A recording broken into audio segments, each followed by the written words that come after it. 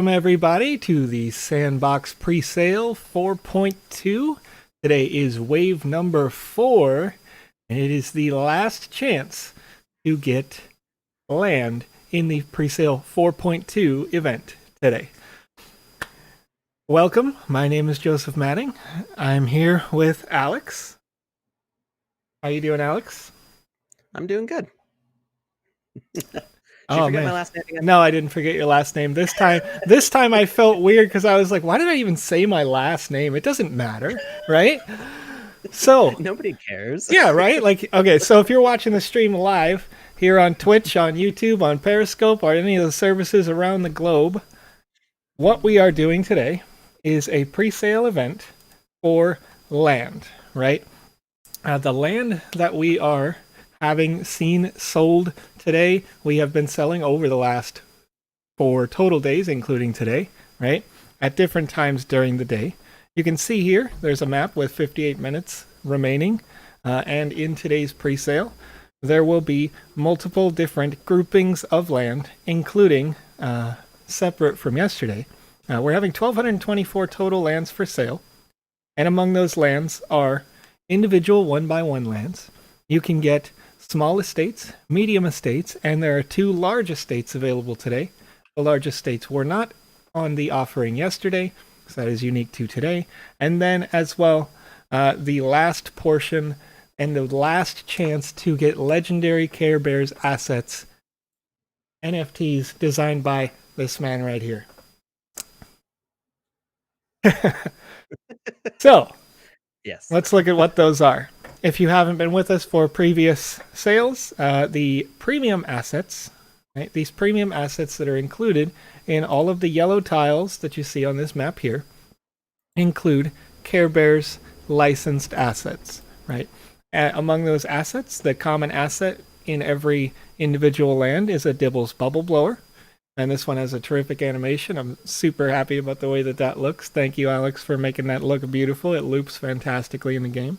We've got the rare asset, Baby Yorg. It is a much larger than Care Bears. All of these coming from the official universe.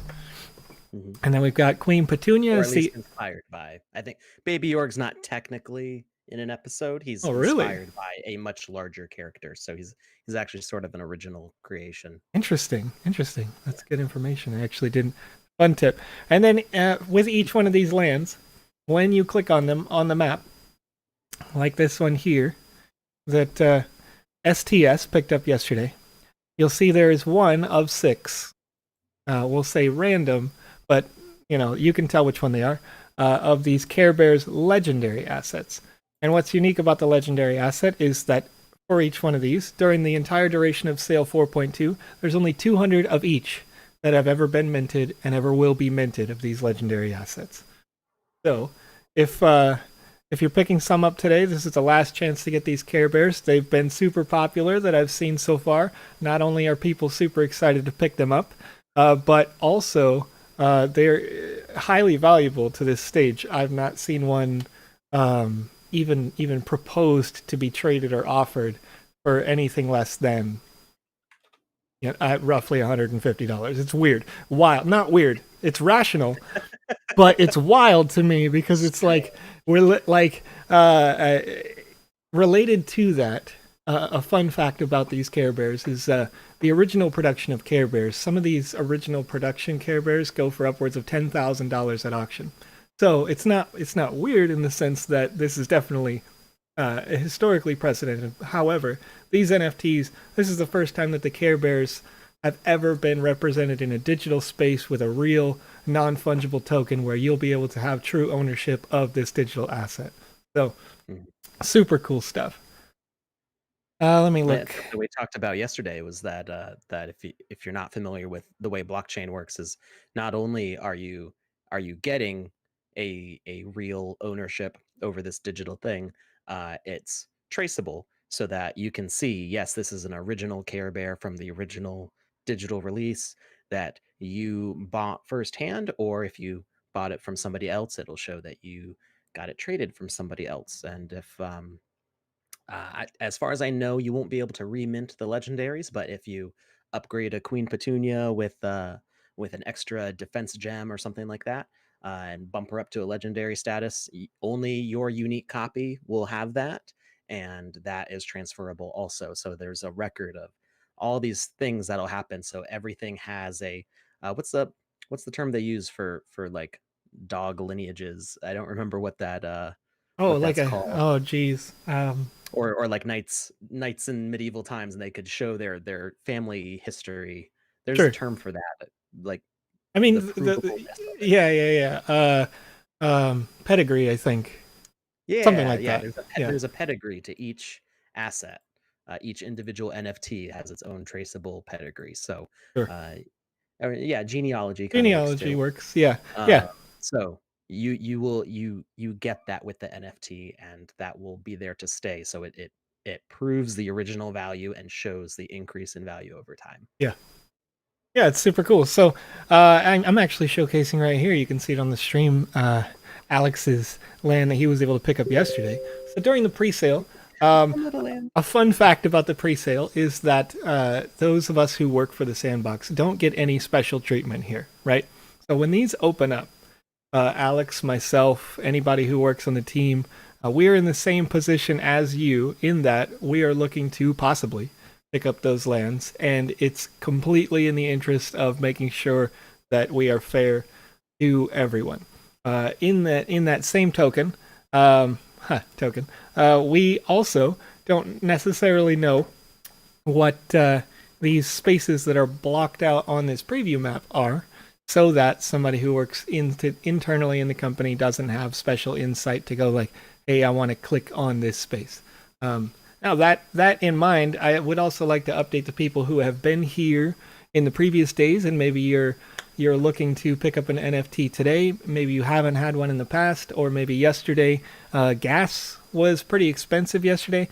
So understanding NFT technology, or not NFT, sorry, Ethereum technology specifically, the entire Ethereum network, when you purchase one of these lands here today, when you've purchased them in the previous pre-sales, you're verifying that these objects are real things, that they're serialized, right? They have legitimate NFT status. And in doing so, you process that transaction, what you would call on chain, right? And so on chain means that somebody can process your transaction with a regular PC like this on the Ethereum network. And then in doing so, after they've processed that, the transaction is verified by the other users all around the world that are processing Ethereum transactions as well, right? And as the network is busier, these what we know as gas, if the network is super busy, gas prices will be higher. When the network is less crowded, there are less transactions per second going through the network, gas prices are lower. And how that affects you as a buyer means that in order for us as the Sandbox to transfer you these assets, we have to transfer it over the blockchain. And so as a buyer, when I purchased myself some land in some of these pre-sale events, I paid the gas fee in order to pay for the people who are mining your transaction.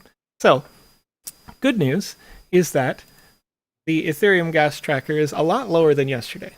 Yesterday during the pre-sale, the gas was waving between 500 Gwei and 700 at the top end, right? So roughly your gas transaction today should be about half of what it was on the Ethereum network yesterday. So that's good news. The thing that clogged up the network, I thought it was going to be all cleared up and gone before this pre-sale today, but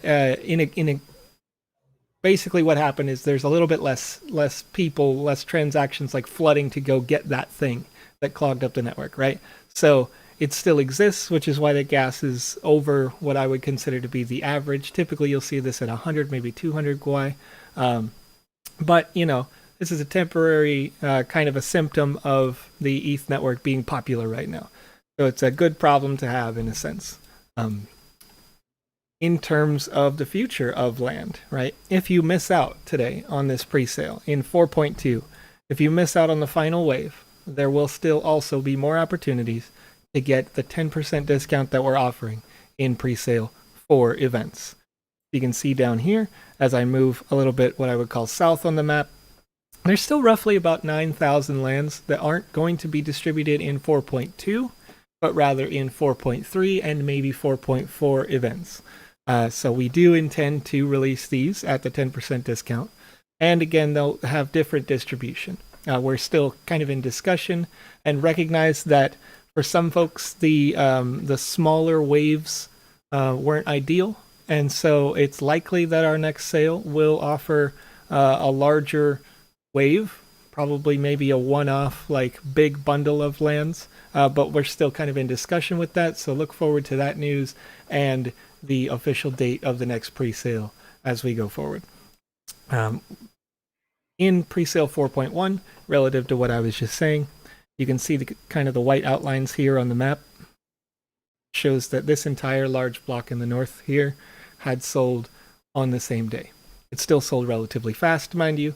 However, it gave a few more folks the opportunity on an individual day to buy in. So if we do that again, just look for that. And again, the news will come out relatively soon. As soon as we lock down the dates, the partnership details, things like that, we can release that information. So there will. I'm gonna start answering things as I see them in the chat now. I know Alex has been kind of responding to that, and thank you, Alex, for doing that. It says, "Will there be other partners for premium lands?" Absolutely. I can't discuss what those are right now.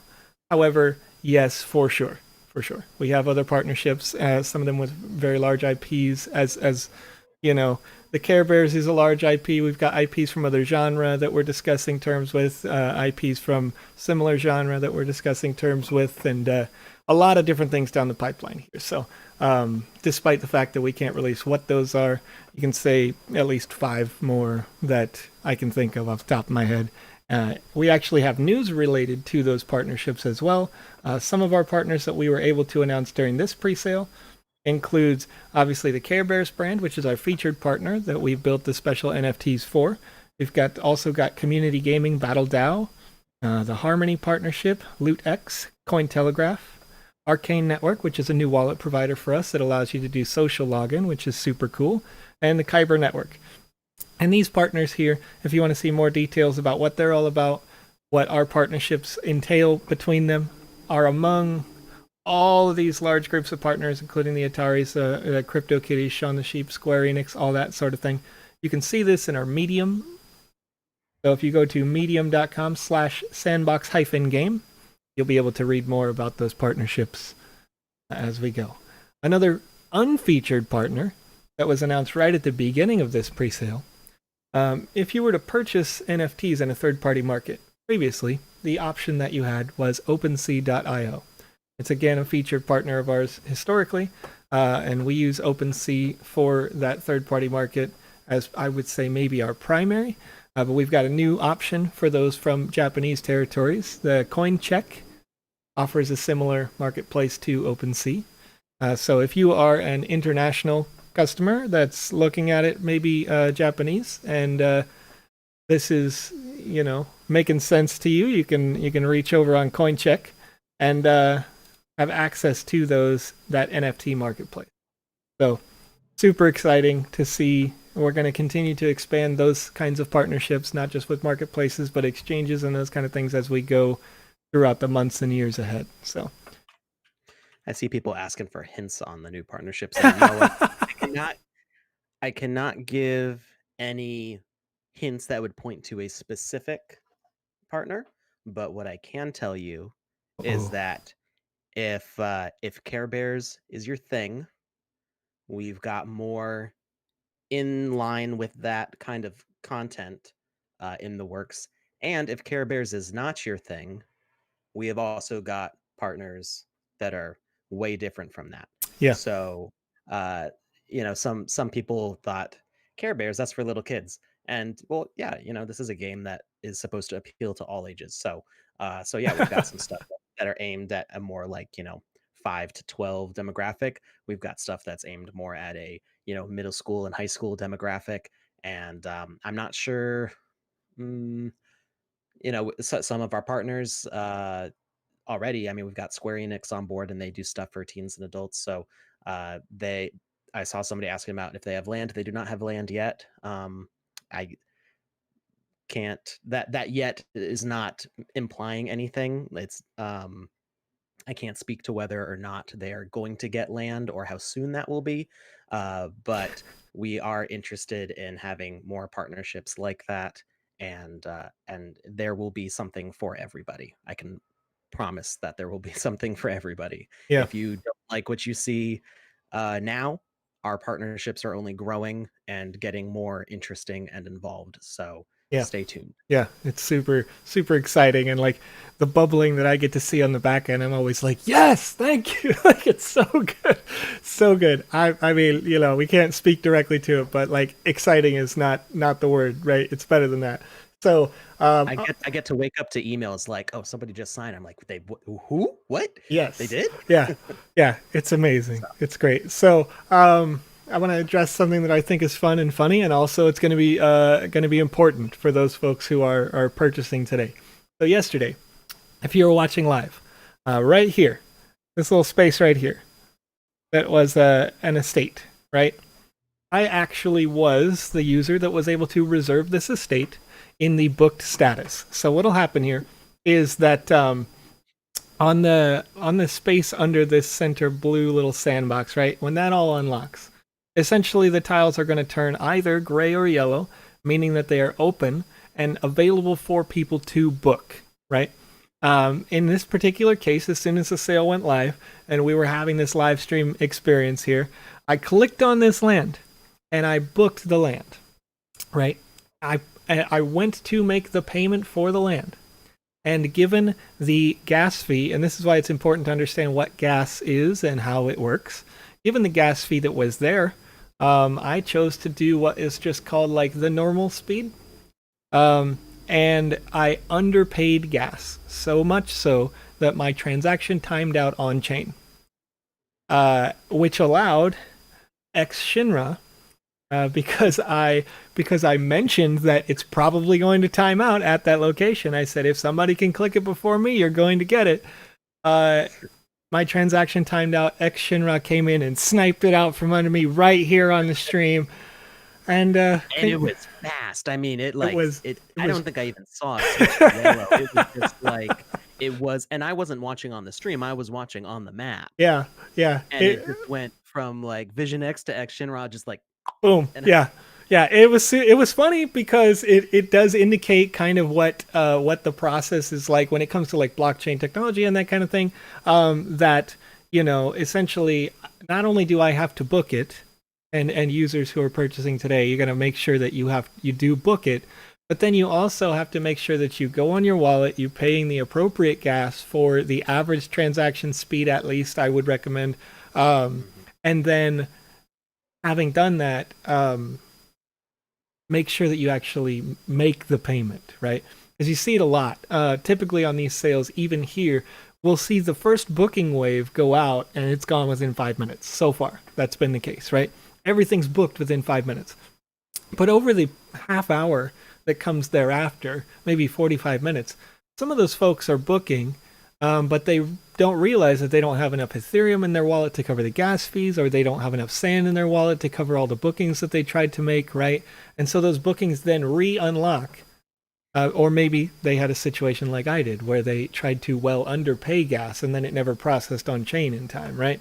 And so you have to be sure that right now, while you're watching, while you're waiting, and there's about 40 minutes left to the sale, that you do have enough gas to pay the estimated gas fees, right? And you can do the math over on etherscan.io. You'll want to make sure that you know, kind of overestimate if I was to make a suggestion here. So you can come onto here and you can roughly look at what the average is, and I'm gonna refresh this page to be sure that's updated. You can see here that the average for 333 Gwei rate, so your transaction will pop up, right? And it's gonna say like how much Gwei do you want to use on this, right?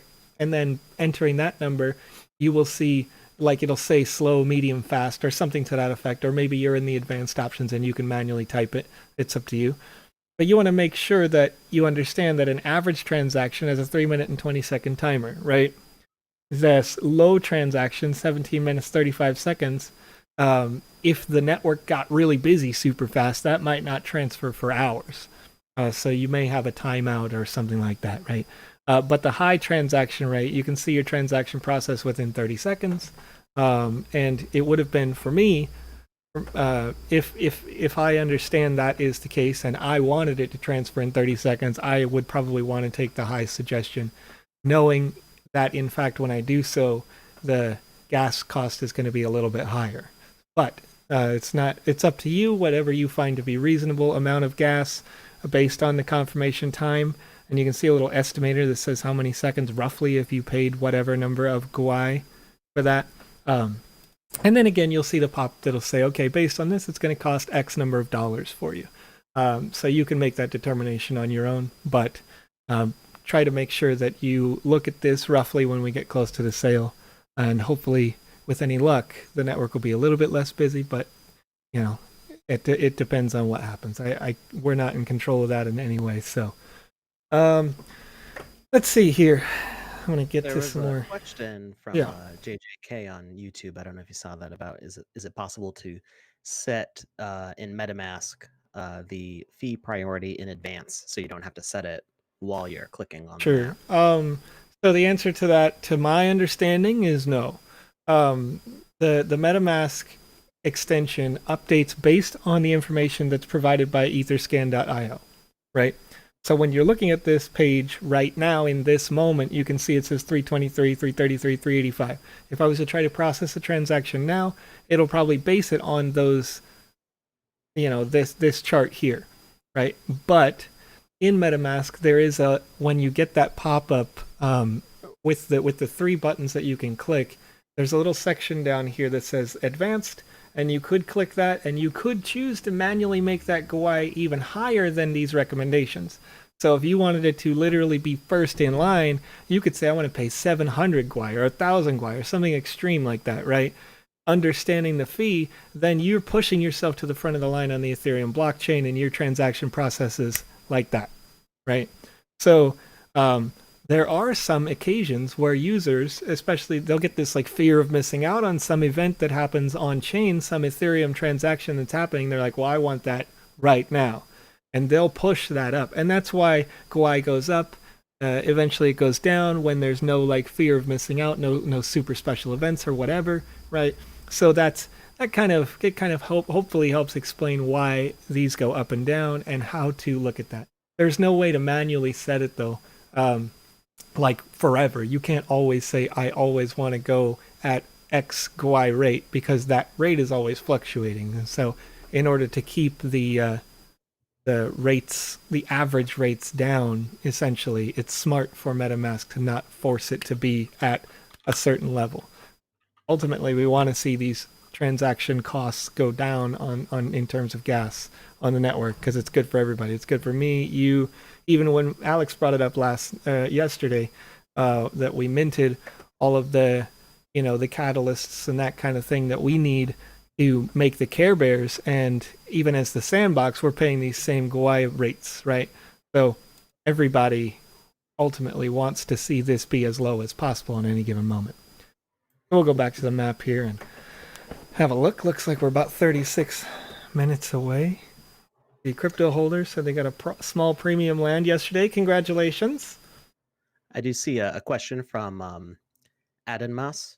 Okay. If there's any Korean staff to help out, we do actually have a good number of Korean users, and we do have some people who speak Korean who are Korean on staff. And if you go to our Discord, which I will get the link into the chat here in just a second, Sure. there is a international section as you scroll down through all the channels. So we have dedicated channels for a bunch of different languages. We've got German, French, Russian, Korean, Right. Japanese. I think there's Chinese, whole And bunch of different I've languages. also And I've also pasted. We have a Telegram chat where we have live support there. there you go. And right now there's roughly 1,100 members in Korean. So we have our staff that does work out of Korea is inside that chat. I don't. It's not like our main channel with kind of more international support has more community managers and roughly 10,000 members on Telegram. So if you want to be in both, feel free to join that. Definitely join the Discord. You'll get it in as much support in all languages as possible.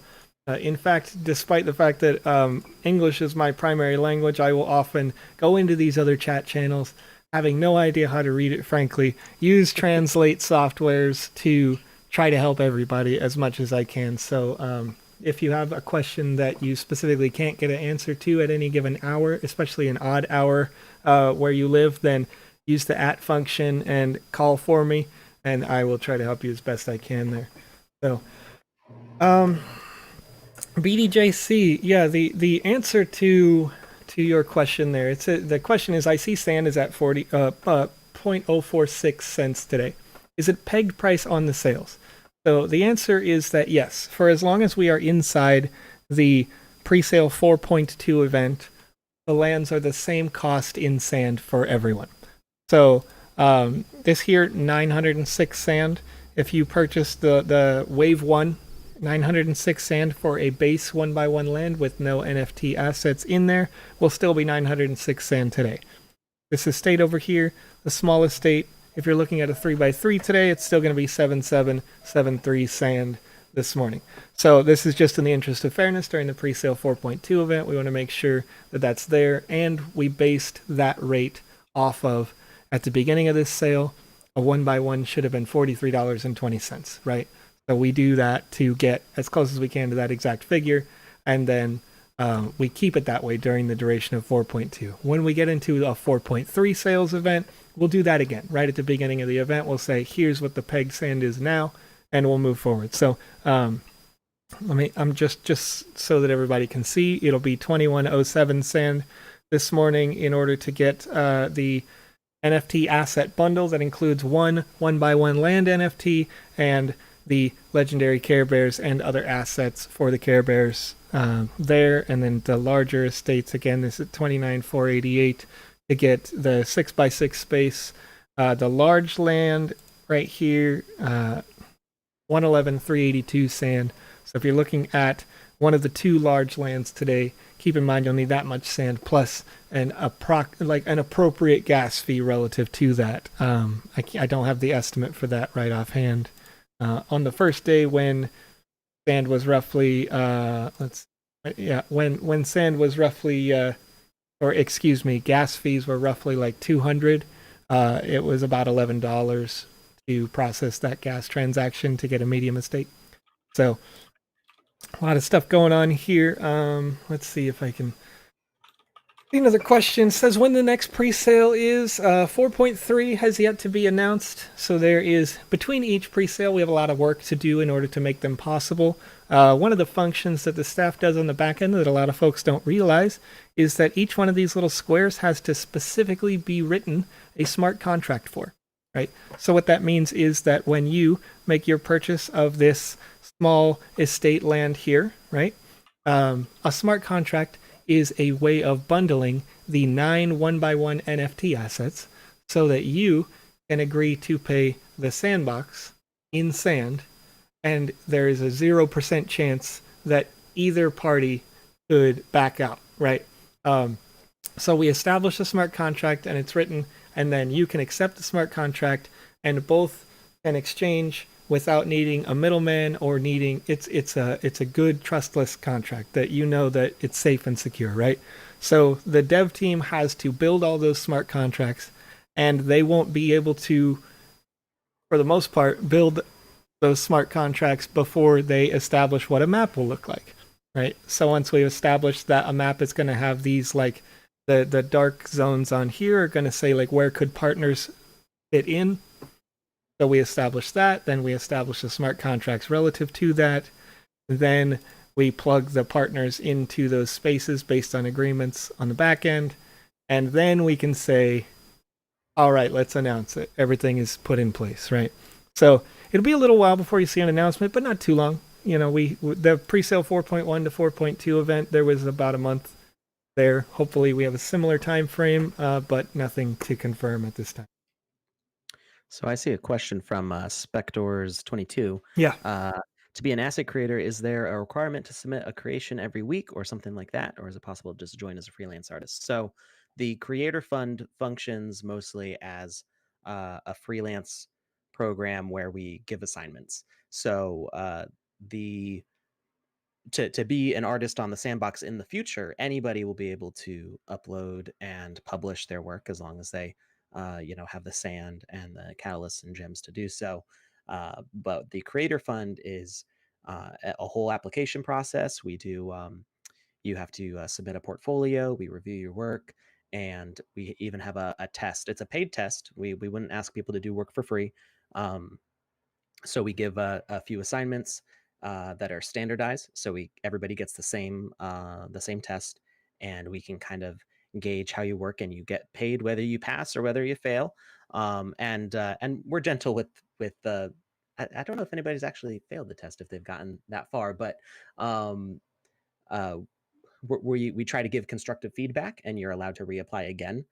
So it's not just like get out of here. We do we uh, we try to give feedback about how you can bring things up to the kind of standards that we're looking for in the Creator Fund, and ways to improve your style. And we give a whole bunch of resources and people that you can talk to through. I mean, that's available to anybody. You can talk to any of our artists on Discord. So that we try to foster a real helpful creative community here. But the Creator Fund, it is assignments because we're trying to create assets that will be useful for the game. So every single month we roll out new lists of assignments, and if they're not all done in that month, they can be carried on to the next month. But we do have goals that we set for the artists. Um, they get paid for their work, and then we also have incentives for completing all of it and going above and beyond. We have opportunities for people to get more involved in other stuff. So I'm kind of de facto manager of the Creator Fund, and I try to make sure everybody has lots of opportunities to do as much work as they are comfortable with, without overwhelming them, and give people lots of opportunities. So um, it's a lot of fun. There's a lot of stuff going on in the background though. So all the assets that you see on the shop right now, almost all of them are from the Creator Fund, and what you see is only about half of what's actually been made. It's kind of like an iceberg situation. There's like so much going on behind the scenes that hasn't been uh, released yet, either because we're still doing revisions, or because sometimes our standards have changed based on what the engine requirements are. So there's a lot of moving parts to all of this, but yeah, the Creator Fund is definitely a freelance program. It's something that you want to be professional in. We don't have any limits on like age. We've got a few people I think are under 18. We've got a bunch. I mean, I'm in my 30s. We've got some people older than me up in their 40s and stuff. So like there's no like judgments here. We aren't just looking for like that prime, like you got to be right out of college and have a degree, and you've got to have your master's in digital arts and be 19, so you got lots of energy, because those would totally all Oops, I missed. coincide on the same person. I just put a link in the chat that is incorrect. Oh no. Gamefund.sandbox.game. Fun. No, that's Fund is correct, but Sand Fund yeah. is wrong. Oh no. So the second link, sandfund.sandbox.game won't take you anywhere. I mistyped that. It should be Game Fund or Fund. They're two different programs, so it's important to make sure that you understand the differences between them when you click those links, and then Right. apply appropriately to your interests. So super Yeah. cool. Let's see. Great Gatsby. It says, is there any way I can make a flea market on my land so I can allow people to rent stalls? Not yet. Yeah, they can only rent an NFT at this, and not necessarily even at this time. But as we get into development, the initial proposition is that they can rent your NFT. So your NFT is the 1x1 land. If you were to purchase something like a small estate or a medium estate, and you wanted to kind of make stalls out of that, then you could potentially do that, given that each one of those has a bunch of 1x1 NFTs in it. So, interesting Interesting idea. Actually, in light of discussing those small small lands during pre-sale number one. Oh yeah, sure. Let me answer this question first. How high are the current ETH gas prices? I got a secret. The people who follow me on Twitter already know the secret that I'm gonna talk about. I But follow you on Twitter, and I don't know the secret. oh, you don't know the secret. I haven't been Alex looking at Twitter. doesn't know. Yeah, I mean, not everybody does. Not everybody does. Currently, the Ethereum gas tracker is showing that the average GUI rate is going for 360 with a rough transaction time of 2 minutes and 17 seconds in paying that 360 GUI. 30-second rate, if you wanted that, you'd pay 375 GUI, which is better than yesterday by quite a bit, but considerably it's a little bit higher than the pre-sale one. So just keep that in mind. If you made it to wave 1 of this pre-sale 4.2 event compared to wave 4, it's a little bit higher on the ETH network right now, but it's a lot better than yesterday. So hopefully people can enjoy some decent rates on their gas. So that announcement, Alex, that Yes. announcement over the What course about? of the coming few weeks, I have specifically for giveaway parts of the estate that I purchased. So, Nice. one of the estates with intent to give it away, I had purchased in pre-sale wave 1. And if you are following, in previous giveaways that I have done, this is not an official Sandbox giveaway, this is more of a Joe giveaway, because I want to see those creative juices start flowing from people, right?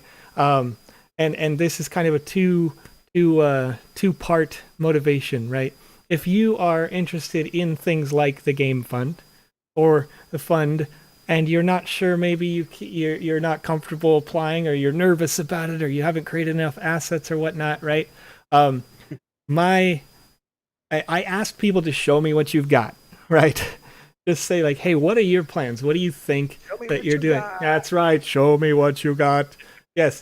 So I said, show me what you got, and if I like your idea, I'll give you a land. And a couple of weeks back, I had given away this one right here at location 107, 0. And that location was given away to somebody who said they wanted to make a temple run style game, and they gave a few samples of voxel assets that they had created. I saw a lot of people like that, including myself, of course, and as a result, gave them the land. Not only will I do that, if you win and I'll be posting about these different land giveaways as the weeks go on, as we lead up to the next pre-sale event. And I'm going to start this immediately, so look for this later today. Basically, I'll give people a week to show me what you got, right? And then at the end of the week, I'm going to give a land away, and I'm going to pay the gas fees, and I'm going to do all that. I purely planned for this before we started the event, so I was happy to say that I had won or gotten an estate. And hopefully, with any luck, I'll be able to get more today. And we can continue to do this for many weeks ahead. So, super cool. Very. There's a good question from YouTube, Okay. from Jay Bainey. Are assets actually available to buy? I'm assuming adding it to inventory does not mean you own it. That is correct. So you might even notice that on the legendary assets, you don't even get the plus button to add them to your inventory. So legendary assets are kind of uniquely locked out from tinkering. I guess that's the best thing that I can call it. So when you add with the plus button to your inventory, that lets you use it in the game maker to basically test, see if you like the asset, so you can see if it, because you can see all the animations on the marketplace, but you don't really get the sense of like them in action. Like how do these all flow together?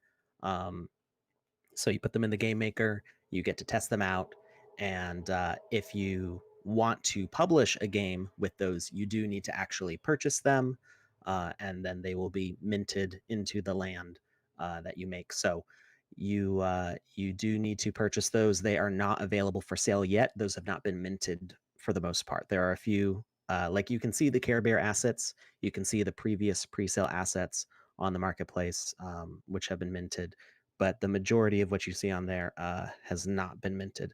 I don't think there's actually a visual way that you can tell. Now I'm not sure. Let me look at the shop because I don't think there's a way to see if something's been minted or not. Because I'm pretty sure there's no indicator. Let me see what the legendaries say, other than the fact that the legendaries you can't click the plus sign on. Well, most of them. Actually, you know what? I think once they've been minted, you can't click on them. Maybe that's the difference. I might have just learned something. Ooh. I just learned something. Haha. So all the assets that have a plus sign on them have not been minted yet. Um, nobody tells me this stuff. So so this is something I just figured out. So if an asset has been minted, you cannot add it to your land for playing around with. It's basically um, just free to play around and experiment with. Um, but to actually to get one of these minted assets, you do have to buy it. Interesting. Didn't know that. Cool. Yeah. You cannot unmint. does not. Oh, okay. So I see some questions about what does minting mean. So, Sure. um, the I don't know. Maybe Joseph can describe this better than me, but my best take on it is that minting is processing the asset to the blockchain as an ownable NFT. So before it's been minted, it's not a unique item, and that's probably why you can add it to your inventory. It's just there as a digital thing online. Wait. Once you've minted it, it becomes specific quantities. You have to own it to have it, and to own it, you have to buy it. So, Yeah. um, And I think one of the most relatable ways, I mean, I don't know how I guess maybe this is gonna speak to the inner nerd in me. So okay, just as a kind of a warning there. So let's imagine you go to a convention or a local market, right? And you see a piece of art. When you see that piece of art at the bottom, maybe it's handwritten on it. It says 1 out of 250, right? You know that that is a unique piece of art. So the objects that have been minted have been given that serial number, that kind of like limited edition, right? So they say 1 out of 2,000 or what have you, right? You processed that on the blockchain in order to write that unique serial number on it. The objects that have not been minted would be like getting a digital version of that print that is not unique, right? You could go home and you could print it out on your printer 1,000 times. It's not. It doesn't have that collectible value because it doesn't have that limited serialization. So that's what minting does. And on another level, specific to the sandbox, the catalysts that we use, the gems that we use, will actually impact how those things perform in game. So that's pretty much the best explanation I think that there is for that. and if you get concerned that, oh hey, these assets are minted, we can't play around with them, there are a lot of free assets. So as the marketplace opens up for everybody to publish, there's going to be lots of people who publish items who are not going to be ready to mint it yet, because you need the sand, the gems, and the catalysts all to take care of the minting process. So you as people are uploading those things and publishing those things, some people may not want to mint their stuff. They may uh, want to make it available for anybody to try it out. Yeah, And you can always make your own stuff that you don't even have to publish it publicly. You just upload it to your account, and you don't ask to have it published. You can just leave it in your account hidden, and you will be able to test it out in the game maker yourself. So there's lots of options for that. And yes, thank you, Amara. It is 15 minutes until the pre-sale. There was another question that I saw. What happens if we miss today? Is there going to be any other chances? So there are more pre-sales after this. yes. So there's the pre-sale today. Today is the last one for the Care Bears pre-sale. So after today, after in probably about an hour, there's not going to be any more of these particular Care Bear pre-sale assets available to purchase direct from the website. You will be able to get them secondhand, so you can check out sites like OpenSea. Um, I know there's other NFT marketplaces, but I only Yeah, use the OpenSea. the all new one that we have a partnership with in Japan. You can also go to CoinCheck. So Mm. our two official partnerships that are distributors of NFTs. Um, we don't distribute directly through them, but we do have partnerships with CoinCheck and OpenSea. So those are good places to go if you miss out on a Care Bear and you just absolutely need to have it. And that's a good option. Um, You can also directly trade with people. yeah, Like you don't when you're on OpenSea, you don't have to place an offer or buy one that's posted for sale. You can uh, gift. yeah, Yeah, you can gift them. So if you have one that you want to just give away, that's how we do our giveaways, is we just gift things through OpenSea. yep, If you have a friend who got something, or you meet somebody online, make sure you're careful that somebody's not trying to scam you, because people try doing that sometimes. be So very careful for sure. yeah, make sure it makes sense. You can always ask on our Discord, like, "Hey, does this look legit?" Yeah, Because we've got a bunch of people who have a lot of experience doing this, who can like look at what's being offered and look at what's being sent to you, and go like, "This looks kind of fishy," or yes, that looks totally fine. yeah. So we Often, recommend always I ask if definitely unsure. again, this would be a situation where I'd recommend that you tag me because I've been trying to explain as we've been here on these pre-release parties, right? How the actual smart contract works, and that like when Alex purchased this piece of land, I almost clicked your name perfectly. I was one off. When Alex picked up this piece of land yesterday, right? He's not buying uh, a. It's not more than 5 NFTs, right? So he is in today, he only has to do one transaction, but theoretically, Alex could part this out. Alex could take out Queen Petunia and try to resell this. And I've seen this, and I don't believe Alex would do that necessarily, but I've seen folks try to say that they're selling an estate from our previous sale where we offered this wonderful legendary dragon, and that estate ended up being a one single 1 by 1 land plus a dragon, and and it was one of those moments where it was too good to be true, right? The user ended up paying a luckily a low price for that, but nonetheless they were like, "Well, I thought this was an estate, right?" And so they'd asked me about it, and so I've been trying to explain that when you're picking up these lands today, right? If you get this estate right here, this is a smart contract bundle of 9 1 by 1 lands. And when you design games, that can absolutely be used as a 3 by 3 space. But just keep in mind that if you are buying it on a third party, that it's possible to part that out, right? Somebody could sell an estate, but it's only actually 8 out of 9 of those NFTs. So yeah, I got to keep in mind when you're looking at third party offerings that you're getting exactly what you think you're getting. Also, look at the coordinates. I saw that one time where somebody who was trying to make a sale, they accidentally added in a land that was on the other side of the map. So they wanted to sell a 9 by 9 estate, or I'm sorry, a 3 by 3 estate, and Hmm. the ninth NFT was on the other side of the planet, right? And so I eventually I worked it out by selling my own estate to the person who felt like they were put out, and I bought the one that was a mistake from the other user like 5 hours later when they finally logged in. So keep that in mind when you're looking at that you want to make sure the coordinates are right, that there's the right number of NFTs that are your expectations for this buy. So let's see here. Good question from B333H. Sure. Can you play as a Care Bear?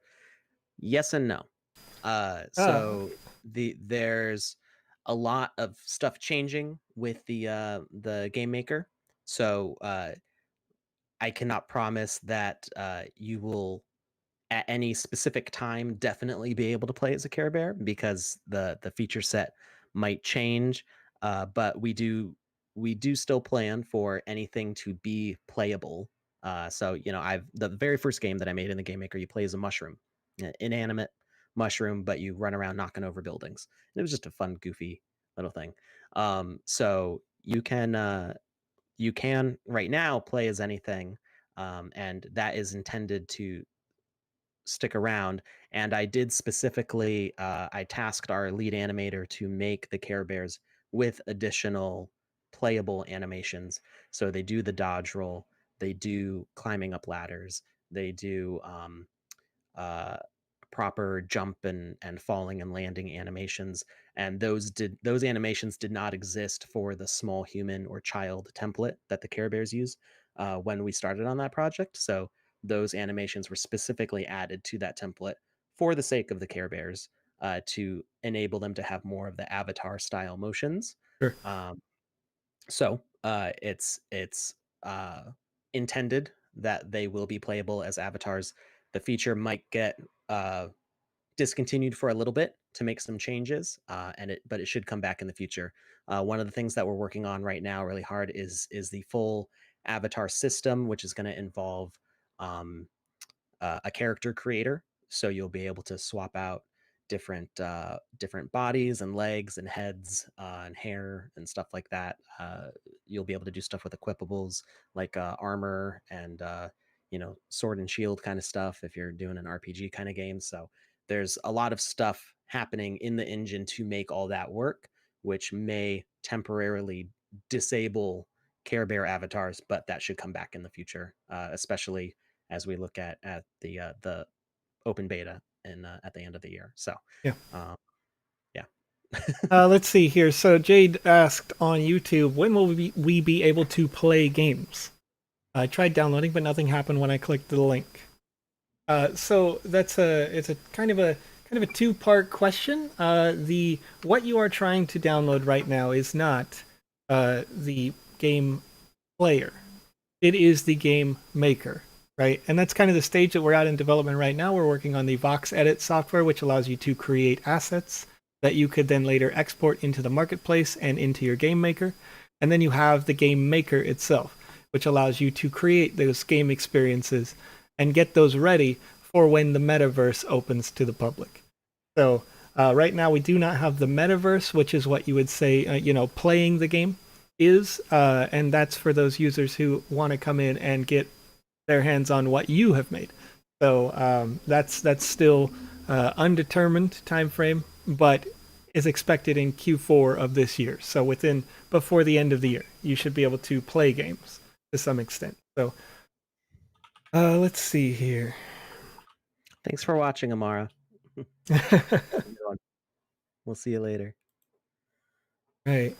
Science Her Way asks, for the avatar equipable character creator, will we be able to have players obtain an item to equip it during gameplay? That is the intent. So I don't did we announce this at all? It has been talked. It's been talked about. 0.3 has been released. 0.3 will be released this week. We have not. You should be receiving an email very soon that will announce 0.3's release. Well, can I? Well, it's you can download it right now. You can do whatever you want, Alex. What was that? So do whatever you want, Alex. Tell the world. Secretly, version 0.3 may be available on the website at sandbox.game right now. However, the official announcement will go out soon for those who are not watching this live stream. So this is a special secret just for you 78 people watching. I figured since the link is right there. Yeah, no, you could do it. It's all good. If you went to go download it right now, that's what you'd be opening. So. It's fun. That's true. If you download it right now, despite the fact that it says 0.2, it is actually the updated version of the client. It doesn't say either. It just says get the Game Maker Alpha. That's all it says. They changed it. Oh, really? Yeah, they changed the website right before. That changed literally as we went live. So. Yeah. That's the team. That's how hard the team works. I swear to you, right? Like for us, it's 10 a.m. where I am. It's 1 p.m. where Alex is. Nearly. We got about 5 minutes left before the sale goes live, and the team's still working. They're not sitting on their hands, right? They're doing work right now. Whether it's the dev team that's working on the website and UI, and you see that constantly updating. The back end is constantly updating. We're seeing the game maker being updated. The Voxel is being updated. They're doing work all day long. Crazy. So before people get too excited, Yeah. if you don't have access to the game maker already, that didn't change. So this is not the public beta launching. So if you had access to the game maker, if you had access to 0.2, you do have access to 0.3's download right now from sandbox.game/play. Yeah. But if you were not already in the pre-release alpha testing group, then that didn't necessarily change. You will get an email about that if it has been made available to you.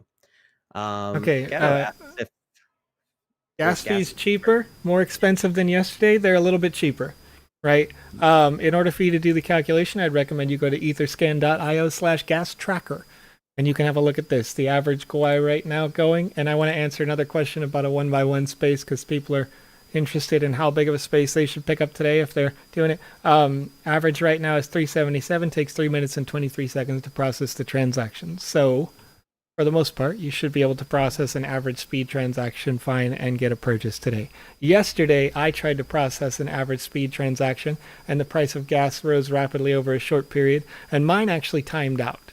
But I was trying to buy a larger estate piece, so it's different, depending on your comfortability. And to answer a question here, somebody asked, Unlucky Animals on YouTube says, if you were a creator, would getting a 1x1 be ideal? Okay. So the answer is in this image. Right here, this is an example of the size of a 1x1 land, not including the fact that it's 128 meters tall, which is not well depicted on this picture. However, in the circle is an avatar, a 2-meter size human avatar. And so you can see it's quite large. This is a 1x1. I also have another example image here. This is what a 3x3 land looks like. This is a small estate on the map. Very large. Obviously, they only continue to get bigger. There are up to 12x12 estates available for sale in this sale in about 3 minutes now. So just want you to see that, what it looks like inside the Game Maker client. That's what you would see if you generated the pre-designed desert world and started to work from there. There are other world pre-designs that you can load up to start your work as well. Different kinds of terrains. So got about 2 minutes and 30 seconds left until the sale goes live. So if you're not currently signed in with your wallet, make sure that you do so. Make sure that your wallet has enough gas in there, Ethereum, to pay the gas fee. That it has enough sand to get the estimated amount of land that you're looking to pick up today, right? 2 minutes. We're going to have fun. So a couple questions from YouTube here. Alberto asks if the multiplayer feature is going to be available on December. So the plan is to not release the Game Maker until for public beta at the end of the year, whether that's December or early January or wherever in that time frame. The plan is to not release the public beta until multiplayer is available.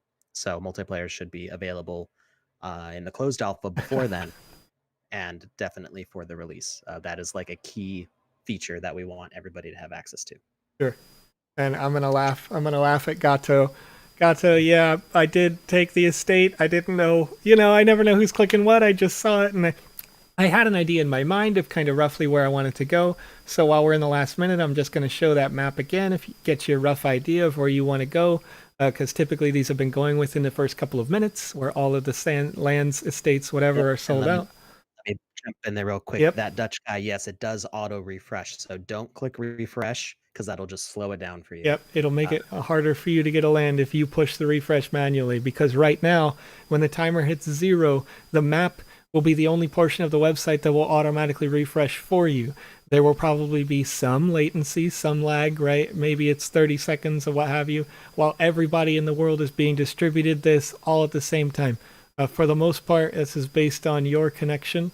And the refresh rate on an update to the website happens literally in less than a second to go out to the entire world. So you'll be loading the estate spaces. Don't push the refresh button. Just wait for it. It'll pop up quickly. We got 20 seconds. Science Herway, good luck with your land purchase today. If you don't win, it's very likely that you could win. Or if you don't get to buy one today, it's very likely that you could win one. And I'm going to go into that as soon as this finishes. 5 seconds left on the timer now. And Science Herway is actually one of our Game Maker Fund members. So she actually has a grant to get land to produce her game, which is she's making something on 3D printing. Was it 3D Print Your Life? I believe is what you call it. So it's about working in a 3D printing store and fulfilling customer orders and maintaining those machines. Refresh fish. I'm not sure what that. I'm It, not it sure what it you will mean. it will refresh. It's right now updating on the back end because the timer hit 0, and it is loading. I assure you, it's going to reach certain people faster just purely based on their internet connections all over the world. So there's probably on the first day. Remember, I mentioned in previous streams that we had roughly 300,000 views on that first day. So there's likely thousands and thousands and thousands of people that are having this distributed to them all at the same time.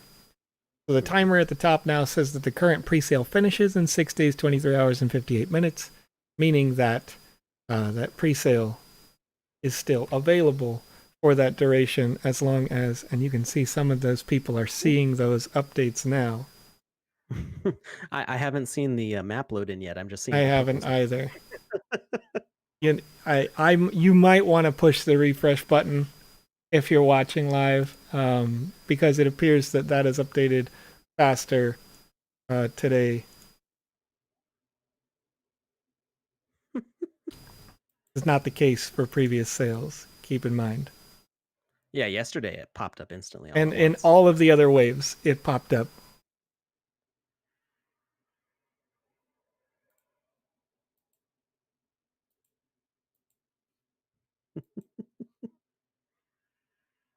So who are you guys? Me? I'm Alex. I help manage the Creator Fund, which is all of our freelance artists creating assets for the game maker. Um, and I'm involved in a bunch of other things behind the scenes. I also help kind of with the marketing stuff, so I do these streams. Joseph is actually the one in control of this stream right now, Yep. and Joseph is he does all sorts of things also.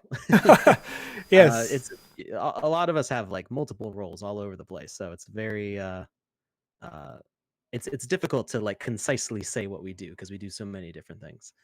Joseph helps with a lot of our marketing and communications between Telegram and Discord, and he helps produce our streams twice a week. Yep. Um, keeps me company, keeps me on on topic, helps me focus a little bit, and Yep. And yeah. I do a lot of the press release content, right? So as soon as our team in the marketing department has produced those press releases, I'll be in distribution, sending it out to those thousands, the thousands to millions of potential viewers from press outlets all around the world. We've got some going out in Japan, in the EU region. We've got it in Korea, in Indonesia, and all over the place. Really, just obviously we've got some in the U.S. where I reside, and we just and always working to add more of those. So my job is like 3 different kinds of jobs, at least. Just see the confirmation starting to Yep, come in. That's a seeing lot some of faster those than yesterday. confirmations, it is definitely faster. Um, I haven't successfully clicked on the yellow one yet. ooh, okay. Well, I'm seeing all the yellow ones. They're kind of popping in and out a little bit. Science her way, yeah. 3D print your life. Get the elevator pitch down, Pat. Very good job, Alex. That's Okay, that seems to be my thing is so elevator pitches. so if you are watching the stream, right, and you see all these things they just got booked up, and you're saying, "Wow, that was really fast," there will be. I got two things that are important for you to know. First of all, um, not everybody who has booked here today. I can almost guarantee you because I've seen it in every one of these waves. Some people get overzealous, right? They click on a couple of estates because they had super fast internet or what have you. They were able to see it very quickly. So they'll see those estates. They've clicked and booked multiple estates, but maybe they don't have enough actual funds in their wallet to pay for those estates. So as it goes, those estates are going to slowly pop back in over time, and you'll probably see more I opportunities. Yeah, I'm with you. I'm with you. When it first loaded there, and I recommended that people break the trend and actually do refresh. That no, typically I haven't said that, but I noticed that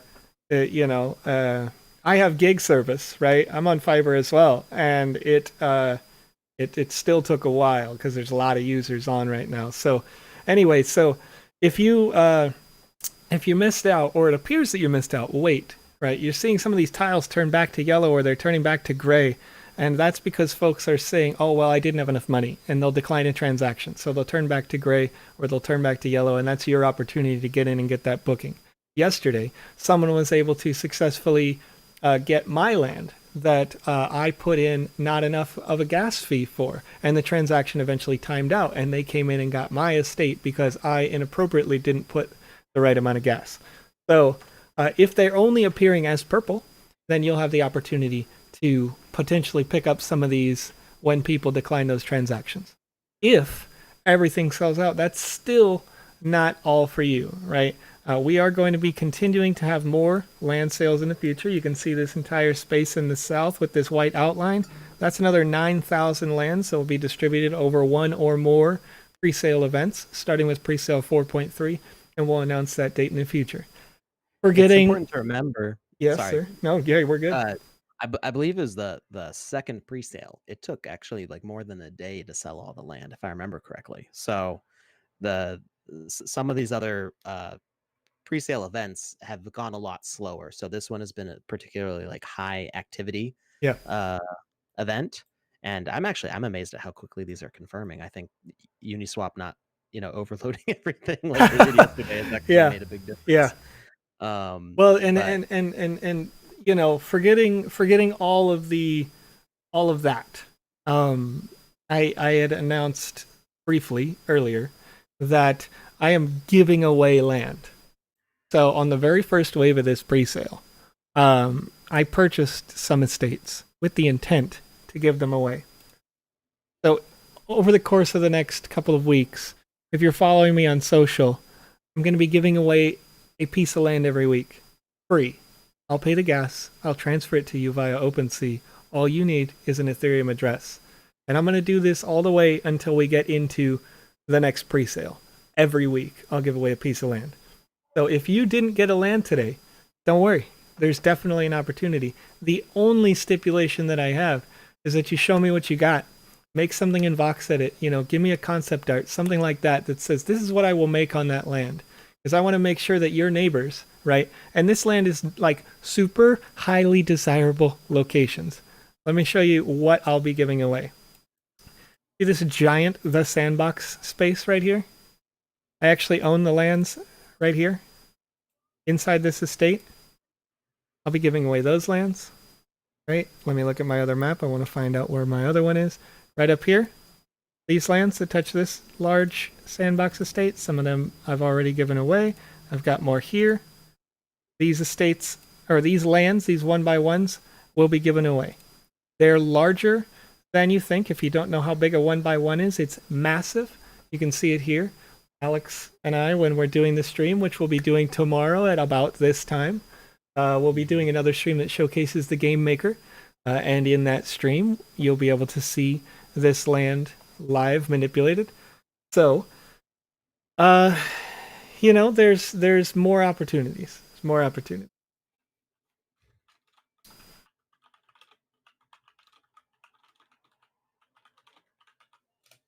And like I said before, if you missed out for any reason, I can see some of these are, again, they're people aren't actually able to purchase them. Some of these purple bookings are turning back to a regular color. You still have a chance. If that changes back to a regular color, you can get one.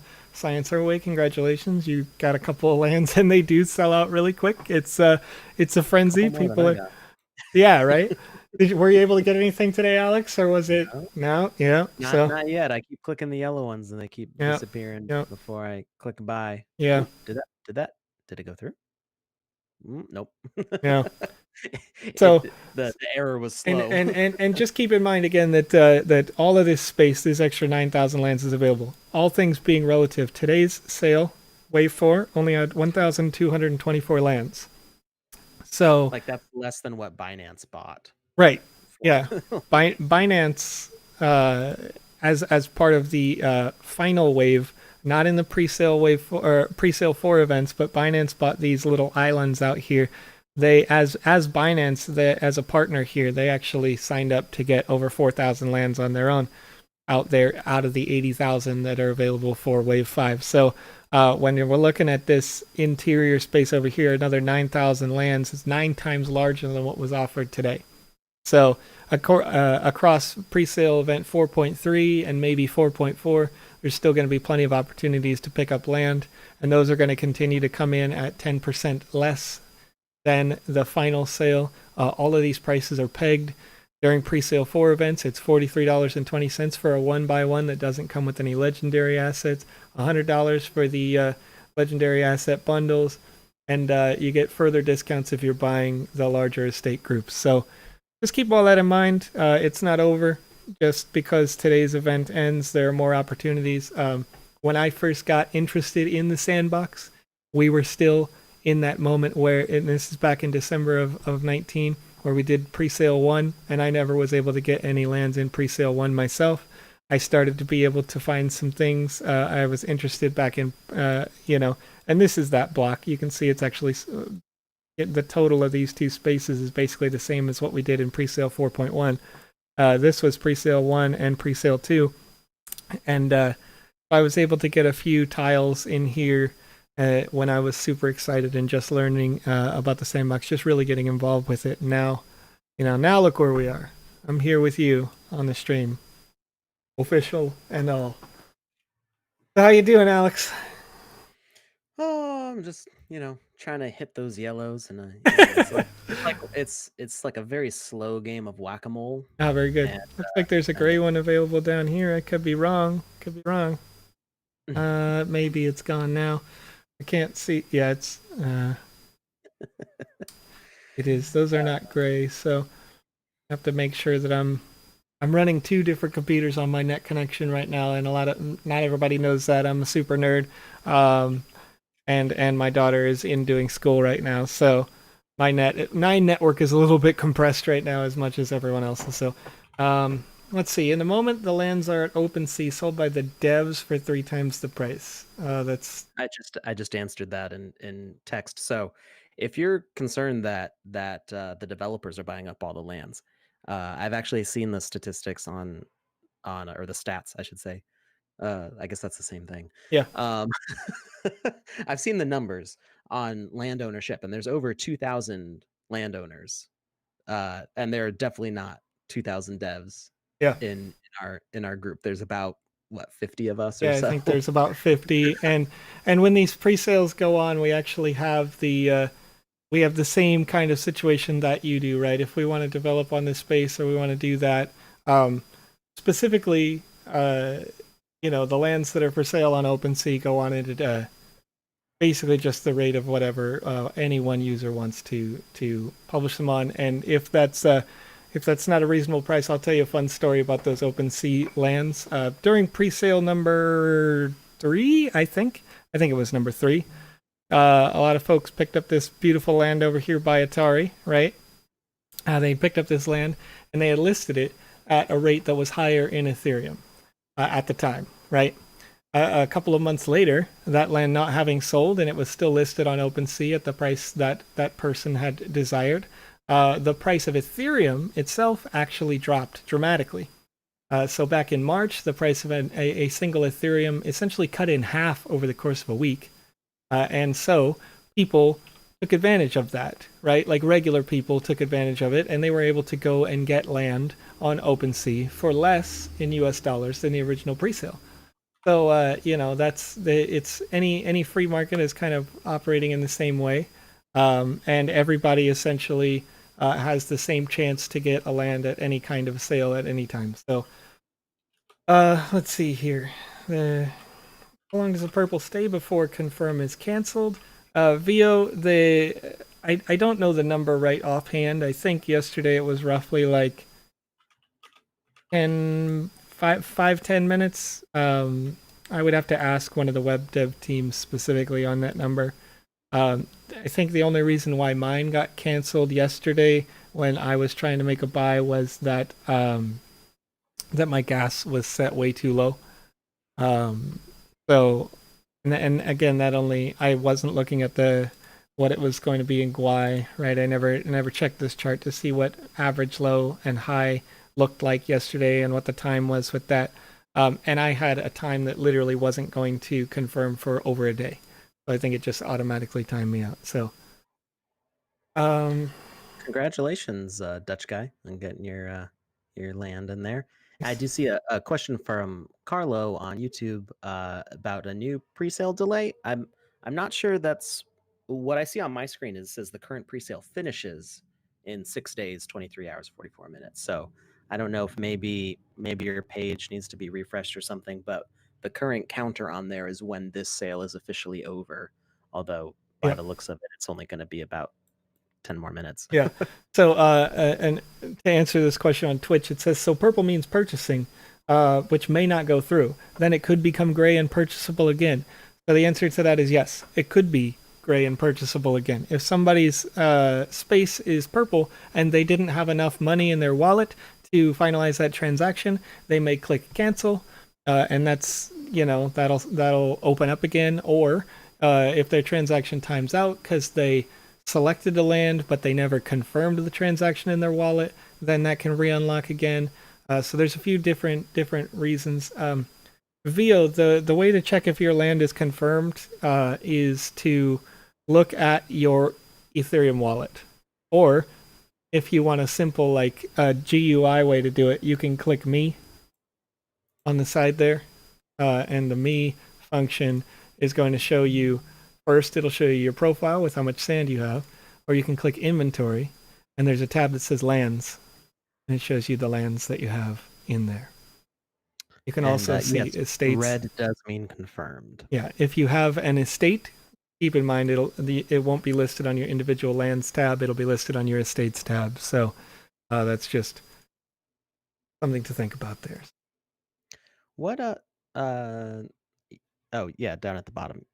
Yellow means it's premium. So there's a little key at the bottom. It might not show up if you have. No, it shows up anyway. My Windows toolbar was covering it before. There's a little key at the bottom. So this pinkish red is my lands. Gray is available. Purple is booked. Green is purchased by somebody else. Yellow is premium. The yellow premium would be the same as the gray available. So either gray or yellow would be ones that you could get, and then the darker purple gray is the unavailable lands that are not minted yet. Sure. Okay, so there's two questions that I want to address. First one, Austin over on YouTube, you asked, so can you play on other people's maps? Not yet. Look for the metaverse update, which is the full like test release of multiplayer and interactions on people's game spaces. What we're doing right now is a land presale that allows developers to have a space to publish those games on using the game maker software. So let's see here. The question here, Canna Born, it says I already own 9 lands in a 3x3. I'd love to merge them together into an estate. The feature is expected to be released soon. I don't know the exact date on it because it's based on a number of factors, including the way that our web code works for this map right here. So that is intended to be developed. Okay, F. Conway, any chance you could show a demo on how to buy the land, like how to choose what's available? We could show that in the future. Yeah, absolutely. I believe there's quite a few videos that already exist right now. Yeah, I'll pull up a link for that because I Okay. recorded during the first pre-sale when I purchased, and I it's not like a tutorial necessarily. It was just kind of like this is. I mean, I guess this is a tutorial. It was a step-by-step sort of. Yeah. But it was live basically. It was clicking on. And I do want to address this as a question. And YouTube, there was a question about. It said that you, Joseph, me, not the Sandbox, but Joseph as an individual, said I would buy to give lands as a gift to the community. So I'm going to explain the process by which I, as Joe, not as a Sandbox representative, was able to do this. Right. I understand that there is a third-party market for these lands, and I kind of want to go into Joe mode so that I could show you the other screen really quick. But basically, what I had done is I have those estates, and I showed you over here on this screen, right? This is one of the lands that I'll be able to give away. The reason why I was able to give it away was because I purchased this estate itself, and then the individual lands here as NFTs. I had sold to willing buyers, right? It's certainly not an unwilling process, and I'm selling it at the lowest listed price on OpenSea, under what is the market value. For the most part, an NFT right now would sell for roughly 0.3. If you were to sell it on the third-party market, I was selling mine at 2,500 sand, which is about 15-20% less than that going rate. And with the intent that I can use the money that I earned from that as Joe, you did it out of my personal wallet, so that I can give away these other 6 lands of the estates in these giveaways. So this is not an official Sandbox giveaway that I'll be doing officially with the Sandbox. All the little blue squares that you see on the map, you can earn those if you're part of the Game Maker program. But I wanted to do a promotion as Joe, and Joe does not have an unlimited wallet. Unfortunately, I would love to have a whole bunch of money that I could just like buy these for $400 and give them away. But in order to finance that, I sold some of them so I can give others away. So hopefully you understand that, I'm just, as Joe, I'm a regular person that doesn't have that unlimited financing to do so. Let's see here. How did someone manage to buy 3 estates? That's a great question, Plank, right? Like they'd have to have lots of those finger push-ups. Super fast internet. Yeah, they were out here 1, 2, 3, 4, right? Doing that work. So let's see. The latency was so crazy the map was pretty much booked up before it even loaded. Yeah, unfortunately, Sarah, that does happen depending on your internet speed. It gets to everyone at different times. Let's see here. Next week, okay. So the timer at the top, right? It's important to understand what this timer means, because we ran into this yesterday when gas fees were extraordinarily high, right? We want to make sure that if we run into a situation where folks don't feel comfortable paying a gas fee, or what have you, they can't for some reason buy the lands here, that they have enough time to do so, right? So the pre-sale officially closes in 6 days, 23 hours, 37 minutes. It's probably going to sell out before then. I would guess that these lands are going to all show green before the end of this hour, being confirmed on chain and sold out, right? But the pre-sale, officially speaking, if people weren't buying them right out, they will be they'll be available in one way or another. Yeah, we want to leave time for everybody. Yeah. There's a question. I think you would be better to answer this than me, because I've never actually bought sand, at least not directly from Binance or anywhere like that. Question from YouTube. From Austin. So how do you put money into the wallet? So we do have, I posted a link to the tutorial on YouTube that we have for setting up your wallet and your account on the Sandbox website, which you can create a wallet right from your Sandbox account if you don't have one already. But that tutorial does not include how to buy sand, because I'm not the best person to ask about that. Sure. I think Joseph would probably be an okay person to answer that question. Yeah, we actually also we have a step-by-step tutorial that is listed over there on medium.com/sandbox-game. And in that step-by-step tutorial, listed as how to buy a land in the Sandbox, it goes over how to set up your wallet, buying sand in Ethereum, transferring your sand tokens to the Sandbox wallet, and then this is still your wallet. When it says you're the Sandbox account, it really means you're the Sandbox wallet, but we try to make it in really like manageable terms and not like overcomplicate people with how the blockchain tech works necessarily if you're not familiar with it. And then buying a land on the Sandbox map.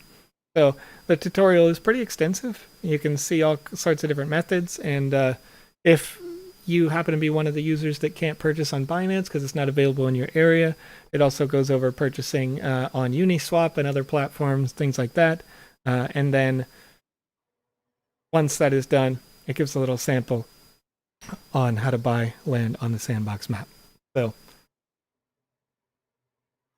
So I see somebody asking about how somebody else is clicking before they click. So there's latency because when you see that land becomes available, there's going to be the a difference in milliseconds between when you see that and when somebody else sees that, and then the two of you might be clicking at the exact same moment, but proximity to the server and just the amount of time it takes from a signal from your computer Yeah. to reach that server. It's the same thing when you're playing like a first person shooter and you sniping against somebody and you click fire and then you die.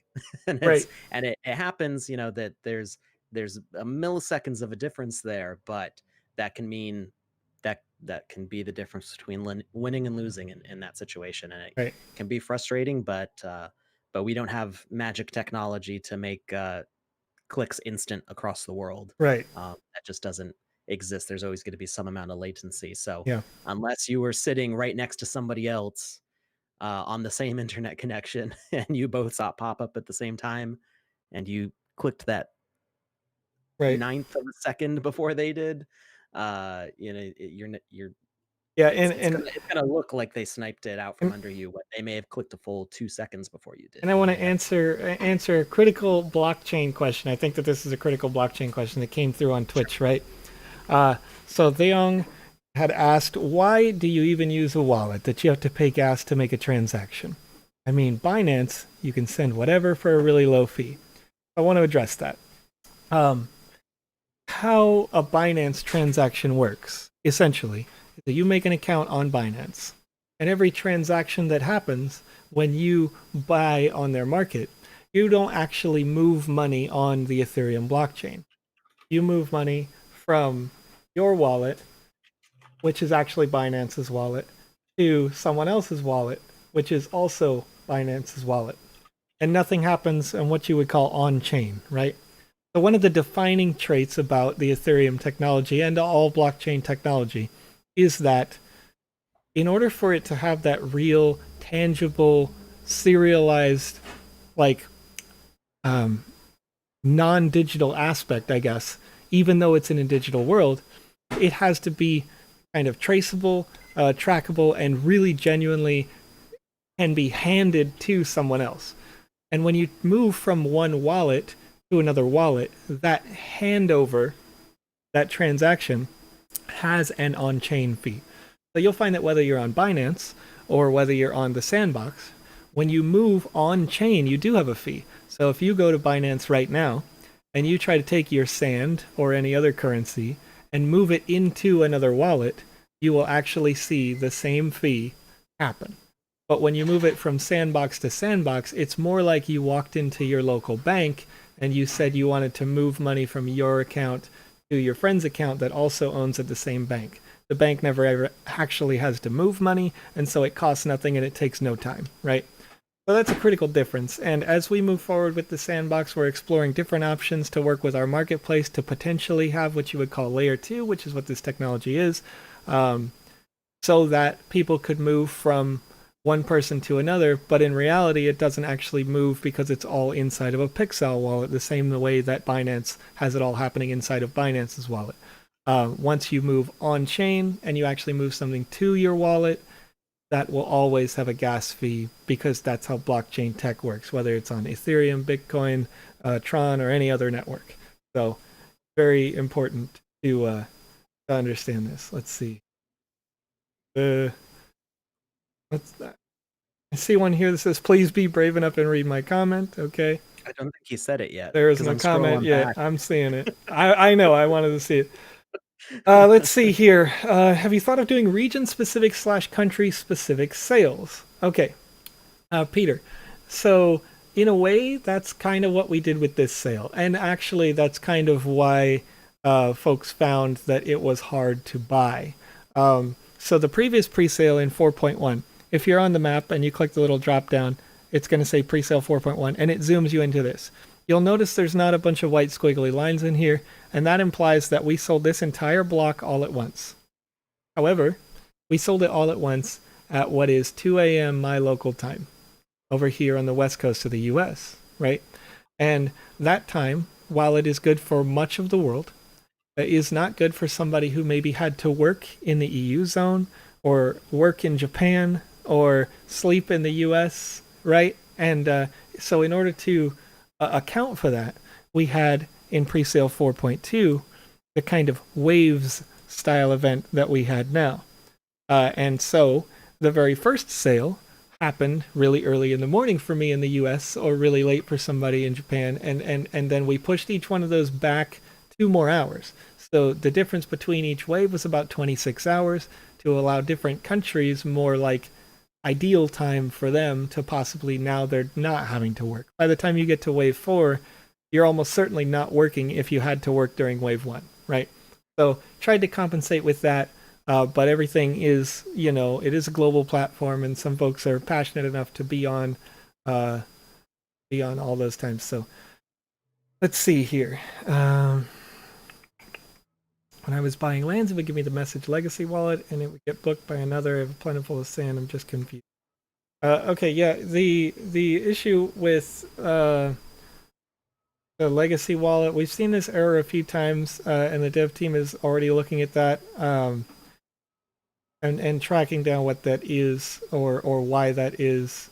People have seen that error mixed in with some other errors, and it's usually because the transactions are happening at the same time as somebody else is trying to book it, as far as we've seen, but we're trying to address that on the back end. Let's see here. Don't see any gray parcels, right? Conway, we're at a point now where not only have all the transactions been booked, but they've also processed on chain. You can see that they're all green now. That means that someone 2 purple left, or at least on my screen, I've got them all green. So internet's probably rapido. I know I've got gig service, so you may see those. It's the delay because I'm watching your screen from Twitch. Okay. And then let's see here. All the lands sold already. Yes, Eric, they are currently sold and finalized on chain, so those are all sold. If you didn't get a land today and you have a great and creative idea for making a world in the sandbox, you can always apply to potentially be awarded land for free in exchange for making a fantastic game. So you can go to gamefund.sandbox.game. If you want to do something like that, create a great experience, just have to have a great pitch to go with it. And a member of our team may approve that you get a land for free. Let's see here. So I did see Hamid on YouTube did actually say the comment. I'm not entirely sure I understand. We've been inviting people on presale, and we treat them as though they're asking for charity. So I don't think that's true. It's difficult to try to give an open opportunity for everybody, because if we unlocked the whole map all at once, then the kind of sale activity you see now would be happening across the whole map, and then it would all be gone all at once. So Yeah. I mean, that's kind of we're trickling out in stages to give as many people an opportunity as possible. And I think we try to treat our users as best as we know how. I mean, we do listen to the community a lot. So if you have ideas on how we can improve on this stuff, we've got feedback channels on our Discord. Let us know what your ideas are to try to improve the pre-sale process, things that you might think are more fair or might improve the experience for everybody. Me Yeah, and myself, as a developer here, I wasn't able to get anything today because I wasn't able to click fast enough.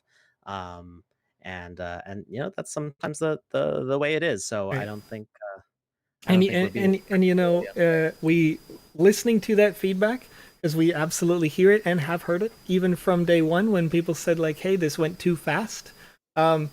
We understand that there was going to be more traffic for this sale, but we also understand that not everybody was going to be able to make it to that 2 a.m. sale for my local time, and so we did it in this method. However, immediately in response, the staff recognized that maybe the next pre-sale should have a larger bulk of lands for sale.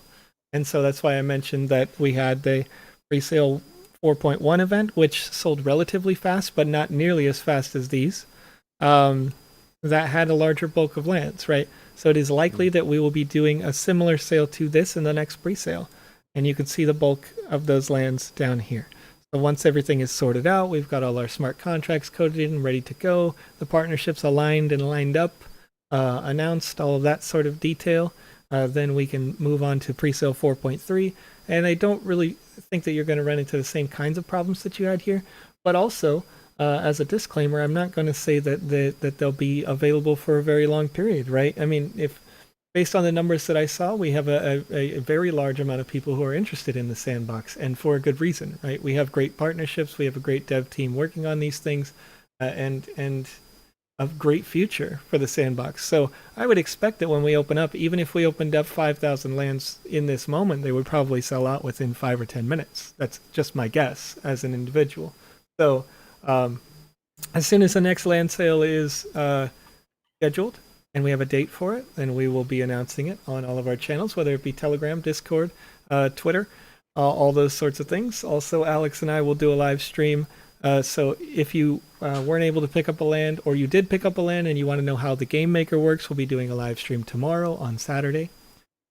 So you can kind of see how the back end process works for designing a game, at least in part. And we do those streams on Saturdays and Wednesdays every single week.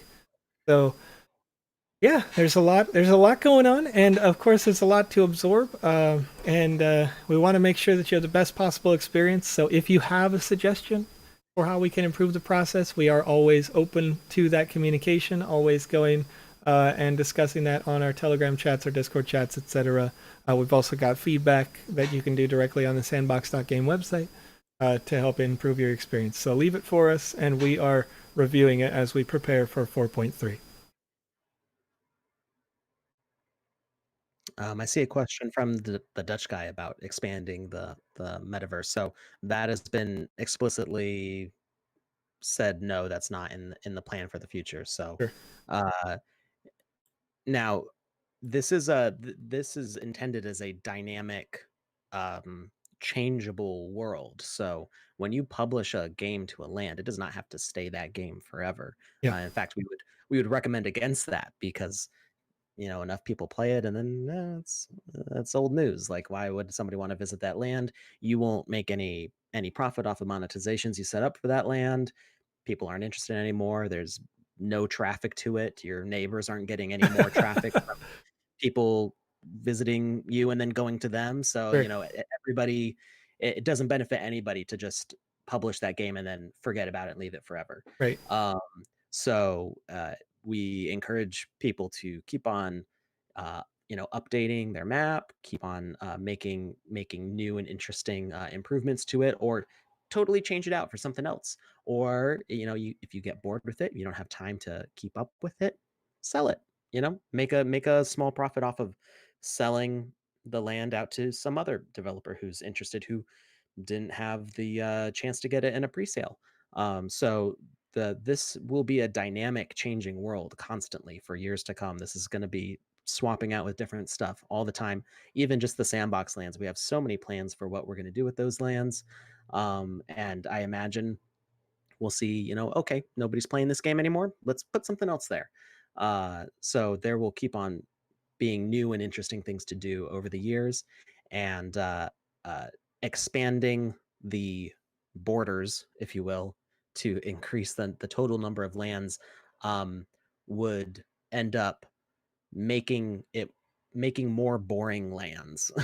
Right. There's going to be you're going to add all this space, and there's just going to be empty, dead spots. Sure. And another thing to that effect too is that if you are purchasing lands on this pre-sale, right, you have the intent to be seen. And so 166,000 lands has the potential to, at cap, be 166,000 individual games, right?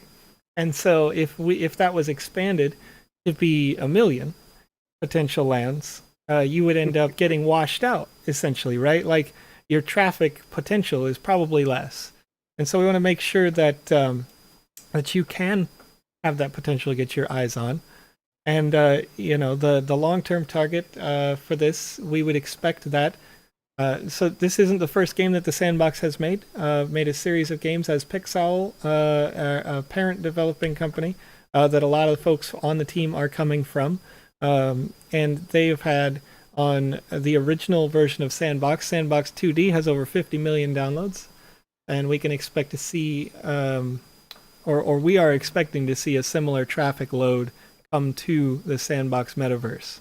Because the offering for the metaverse has an initial offering where people can come in and they can play some of these games for free, especially those which the Sandbox team is developing.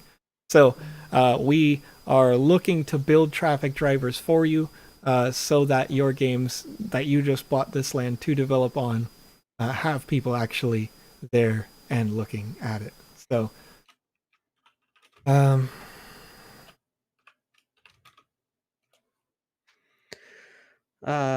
So I see a few questions asking about how somebody bought all three big lands, but as I'm looking at them, they're all owned by different people, so I'm not sure what specifically is being referred to as I'm looking at the.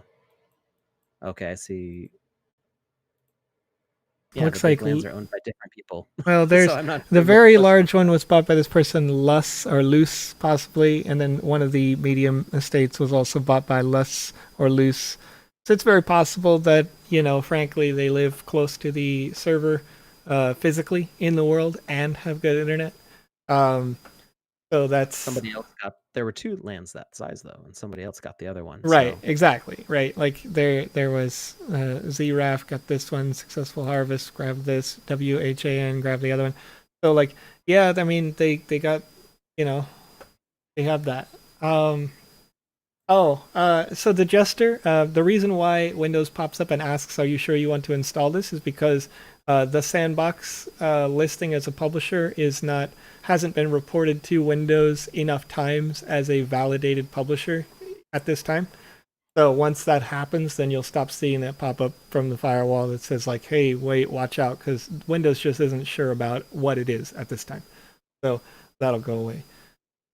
Um, I see Hamid mentioned the Nexonic. So I did see on these small estates, Nexonic or Nonic, I think it was Nexonic, uh, had booked on the east side these sure, three vertical stack, and it looks like they didn't get any of them. So they booked very fast, and then they ran out of gas. And I think all three of these were bought by different people. Or Ninja Skills got the two top ones, and YOLO got the bottom one. So yeah, the sometimes people book fast, and just because they were fast with that does not mean that they had enough for the gas fees. So sure. um, And there's it's kind of the Wild West, you don't know what you're gonna get, and right.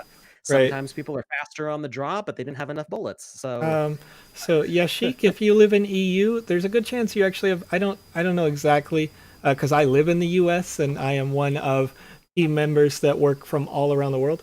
Our 50 plus team members work in anywhere from Argentina to the US to Korea and Japan and the EU zone, all over the place, right? France, Yeah, Germany. right. All over in there. The bulk of the team, I think that would be accurate to say the bulk of the team operates out of France. I think that actually, if you live in the EU, you probably have a better connection to the server than I do, living in the US. So that's my best guess. Haven't done a ping test to the server to see exactly where it is or a trace route or anything. Um, and then let's see the Yeah, most of our high level staff is in France, and then most of the coders are in Argentina. Uh, so it could be either one of those. I don't know. sure. And then let me see, Sarah Jean, I, the question yeah, I about saw that question come through. talking about wallet withdrawal. So what here I'll show you how to do it right now without taking through the full process because I'm using the account that I don't have, or I'm using a different computer that I'm not signed in on my wallet. But if you log in using this social function right here in the middle, this is done with an Arcane wallet, Arkane. You'll see it written out on the website there, right? So in order to withdraw from the wallet or transfer funds from that wallet, you sign into the wallet on their website, Arcane, as the provider. So you can just type Arcane as it's spelled here, web wallet, and you'd be able to find it with a Google search, right? You sign in the same way that you signed in here on the website because the money is not stored inside of the Sandbox's website, it's stored in your wallet. If you log in with the email one that says Bitski, it's the same process. You go to Bitski's website, Bitski wallet, you sign in the same as you signed in here, and then from Bitski, you can transfer assets out to, buy, sell, trade, what have you. It's because the way that Ethereum technology works, the sandbox never has your funds. You do, always. And then you do contracts over the Ethereum network, not directly to the sandbox. So Web3, if I clicked here, you can see MetaMask is probably the primary operator that you're looking at if you're in a Web3 wallet. And the MetaMask wallet on Chrome is usually in the top right. Up here past the sign-in button, you'll find the MetaMask where you can click that and you can click send and you could send funds that way. So hopefully that answers your question there. And typically we do support for that, honestly, often over on the Telegram channel and things like that. So, all right.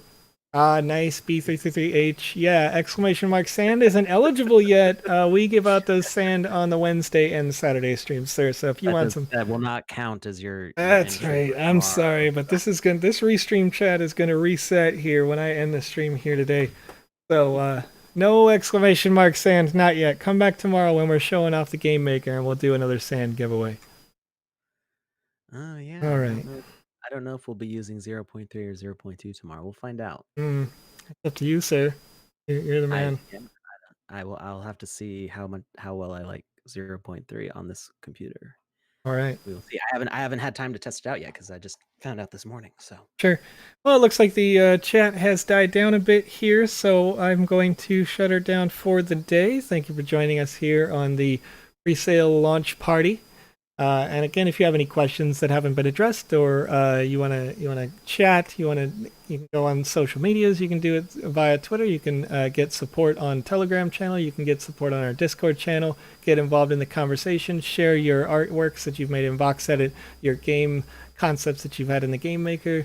Share those with us over there. And you can also, of course, join us on the forum where we have weekly contests. Is that right, Alex? You do a weekly contest still, right, on the forum? Or is it monthly? It's I guess it would be bi-monthly or bi-weekly, depending on if you count bi meaning twice or half. Yeah, sure. So okay. Every other week. Yeah, every other week we're doing a contest for your creations on VoxEdit where you could potentially win free land over on the Sandbox forum. So join us on all those platforms, and we will get you the information about the next land pre-sale as soon as we have a date for you. So thanks for joining us, and I'll